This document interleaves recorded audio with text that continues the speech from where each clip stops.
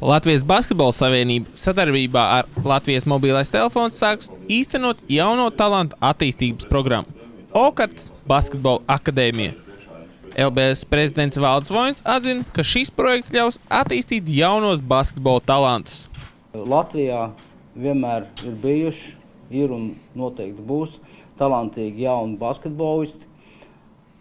Basketbola savienība gribētu, lai izdarītu visu, lai viņiem tiktu dot iespēju tālākai pilnveidošanās procesā.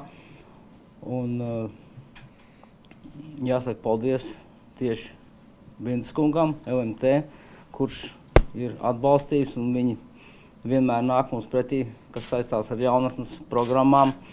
Un es domāju, ka šis process ir pietiekami dzīvotspējīgs un ilgspējīgs. Latvijas mobilā telefona prezidents Juris Binde atklāja, ka ir būtiski veidot jauno basketbolistu bāzi, kuri varēs papildināt vīriešu un sieviešu izlases.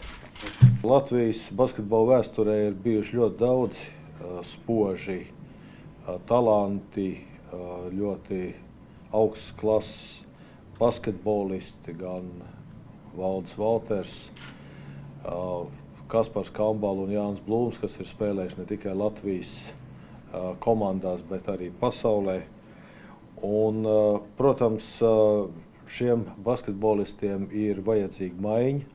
Un ja arī šobrīd mēs redzam, ka Latvijas basketbolā ne visi iet gluži rezultātu ziņā tā, kā mēs vēlētos, tad ir ļoti būtiski veidot šo jaunatnes bāzi, kas būvēt pēc akadēmijas principiem. Es ļoti ceru, ka šis Okarts Basketbola akadēmijas projekts dos savus pozitīvos rezultātus.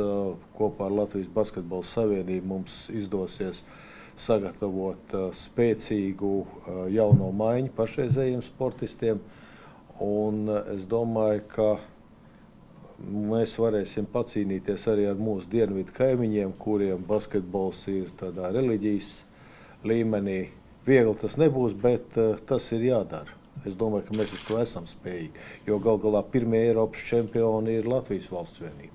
Par Okarts Basketbola akadēmijas galveno treneri iecelts Guntis Enzels, kurš kopā ar treneriem Jāni Butānu un Bruno Kārli nodarbosies individuāli ar jaunajiem basketbola talantiem. Uz doto brīdi, teiksim, ja es 16, 18, 19 gados trenējos sportskolas režīmā, man ir 5 treniņi nedēļā, kas tomēr vairāk tiek saistīti. Un tas darbs tiek fokusēts uz spēlēm, līdz ar to es tās savas individuālās lietas neattīstu, ja, kur es redzu ļoti lielu plusu šim projektam. Tas ir tas, kad mums būs iespēja piedāvāt labākajiem jauniešiem tieši rūpīgāku, intensīvāku, ja, un tādu diezgan rūpīgu un diezgan tādu intensīvu darbu, kas, teiksim, būs tieši tendēts uz viņu individuālu attīstību. Ja. Tas ir tas, kas jaunietim ir nepieciešams 16, 18, 19 gadu vecumā. Ja. Līdz ar to mums Latvijā bija tāda situācija, ka mums uz doto brīdi nebija ko tiem jauniešiem piedāvāt. Ja, tādi lielos klubos, teiksim, viņi vēl nav tik gatavi, lai spēlētu. Arī lielie klubi, tomēr mums tā klubu sistēma nav tik, teiksim, izveidojusies tik stabili, kur, teiksim, būtu tāda piramīda, kur ar jauniešiem strādā. Ja. Tad šis projekts dos iespēju visus tos talantīgākos, tos labākos jauniešus, teiksim, piedāvāt viņiem darbu tieši uz viņu individuālo attīstību. Tas uzsvars tomēr mums būs lielāks uz treniņiem, uz treniņu darbu, teiksim, un tā atdeva viņa varbūt nebūs redzama ne rīt, ne parīt, ne aizparīt. Ja? Bet es domāju, ka pēc zināma laika, pēc gadi 6, 7, 5, varbūt arī ar kādam tuvākā nākotnē, mēs redzēsim, ka tie jaunieši tomēr viņi to savu meistarību palielinājuši, paaugstinājuši, un arī tās mūsu komandas, es domāju, vīriešu nacionālo izlasi un sieviešu nacionālo izlasi, kad viņi sasniegs labākus rezultātus nekā uz doto brīdi. Guntis Enzels atklāja, kas būs tie basketbolisti, kuri piedalīsies Okarts Basketbola akadēmijas projektā un pēc kāda principa norisināsies darbs ar jauniešiem. Kandidāti ir visi tie, kas ir potenciāli, ja teiksim, U16, U18 izlašu kandidāti. Plus, protams, arī kādi jaunāki, kas, teiksim, kā es teicu, ir sadarbība ar sporta skolām, ja, teiksim, kā treneris piezvana, man ir tāds labs audzēknis viens vai otrs, protams, kad mēs gribam redzēt, mēs gribam pasīties, gribam palīdzēt. Ja.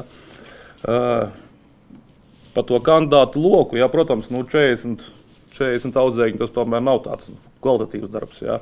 Par to tomēr mēs, teiksim, būs lēmēja treneru komisija, teiksim, skatīsies, ko paņemt, ko nepaņemt, jā, teiksim, lai būtu tās koleģiāls lēmums.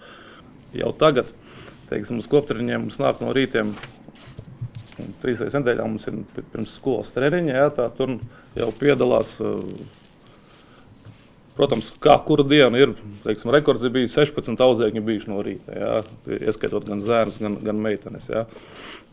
Un tad jau, teiksim, mēs trenējamies atkarībā no tā, cik no kuram tas laiks līdz skolai, teiksim, kurš vēl stundu, kurš pusotru, ir pat bijuši gadījumi, kad 2 stundas, jā.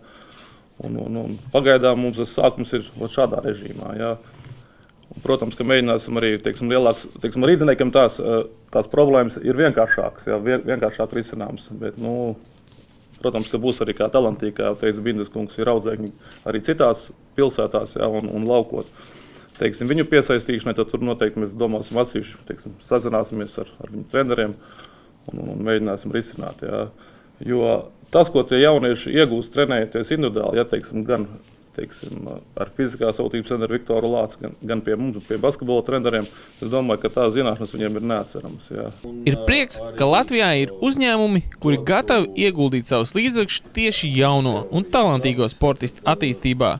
Jo ir skaidrs, ka redzam atdevi no šī projekta mēs redzēsim tikai pēc 4-5 gadiem.